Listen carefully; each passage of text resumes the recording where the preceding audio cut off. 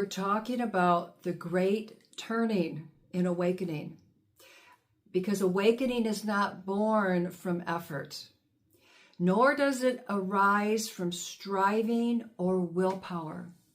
You won't awaken by trying harder, but rather when you realize you simply cannot continue down the same path that you've always known. Awakening takes root in that tender space. You know, that space when your soul aches with the knowing that something much deeper longs to emerge. Do you know that feeling? And it's here in that feeling, in the stillness beneath the noise, where you sense a quiet, a loving, invisible presence within you. And this presence waits with infinite patience. It waits with a silence as vast as the cosmos, inviting you to release your grip and simply step aside. This invisible, infinite presence, its awareness itself, asks nothing of your strength. It doesn't call at all upon your intellect, nor does it seek to be grasped at all, to be understood by the mind. It is the awareness itself that is the living current of unconditioned love, expressing quietly as your own consciousness. And it's not about how much you know or how hard you try. It really isn't. It's not about any of that. It's a gentle invitation to simply surrender. Because this presence transcends the intellect. I mean, its wisdom flows beyond the boundaries of our understanding, our personal understanding. It's asking only that you let go and that you trust. It's the living current that animates you, just quietly awaiting your surrender. So the real turning point in awakening is not when you make resolutions or adopt new practices. It's not when you vow to meditate more or become a better, more evolved person. The profound shift comes with the startling realization that the life you've been trying to live, the life that you've been trying to live through a self that was never, ever meant to carry such a weight. This mythical me, this false self, this personal self, I like to refer to it as the mythical me, that you've been taught to be, the one who worries and fears and plans and tries desperately to control life, has struggled and struggled under the heavy burden of existence. And this mythical me, being temporary and very limited, was never, ever the source of life itself. Eventually, for all of us, it grows weary and it yearns for rest. So here's the thing. The self that you think you are cannot awaken itself. What you believe yourself to be, a separate me, is a construct born purely of separation. And only grace can spark true awakening.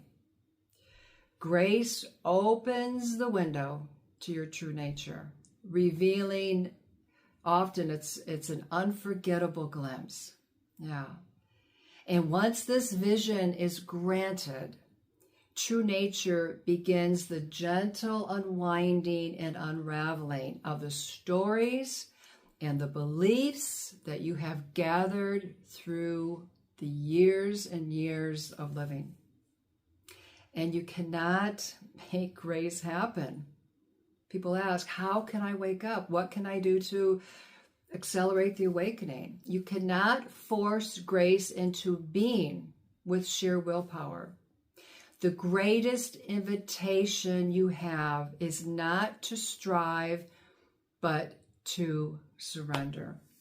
And trust me, I wanted to awaken so desperately. I would have leapt off a cliff into the unknown, trusting it would catch me. The yearning was that fierce. And I did not know where this yearning was coming from or where it was leading. And people would ask, well, what do you think this is going to give to you? I didn't know. I just knew the yearning was there. All I really intuited was that nothing would happen until I seriously let go. And I mean, really, I had to completely release my need to be in the driver's seat. Because surrender is not an act of giving up to something outside yourself. It is the release of the illusion of personal will. It's the letting go of the need to stand apart, the need to feel unique and special, and the dissolution of the urge to have to be in control. So the great turning point in awakening is recognizing that the separate self cannot touch the infinite because it's woven from the fabric of pure separation. The personal mind, the mythical me, can never reach the divine mind. This little me cannot grasp the immensity of the true self. It just can't. But in true surrender, there comes a softening. We talk about this a lot here on the channel. It's a willingness to stop depending on your own understanding. And in this holy pause, the quiet voice within may whisper, I cannot do this anymore. If you hear this not as a defeat, but as the blessed beginning of grace itself. For in this honest confession, you now lay down the laws of the separate self, and you open to the light of pure truth, the light of awareness. And now here in this sacred atmosphere, the revelation of your deepest essence quietly begins to dawn. Here's the awakening.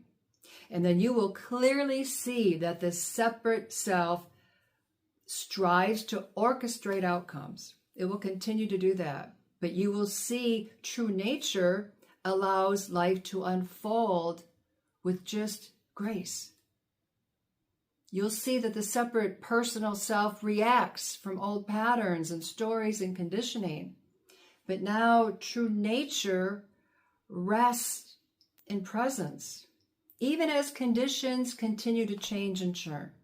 They'll continue to churn. That won't stop. The personal self fears what lies ahead. That will continue. But you'll experience true nature dwells here in the timeless now. You'll see that the separate self seeks security and still wants safety. But that true nature is safety itself. So you can really let go and remain surrendered. And in the end, when the personal self is finally too weary to continue at all anymore, you won't fall into despair. You won't fall into anxiety or fear. You'll fall into the warm and boundless embrace of pure awareness. You fall into the very heart of God. Namaste.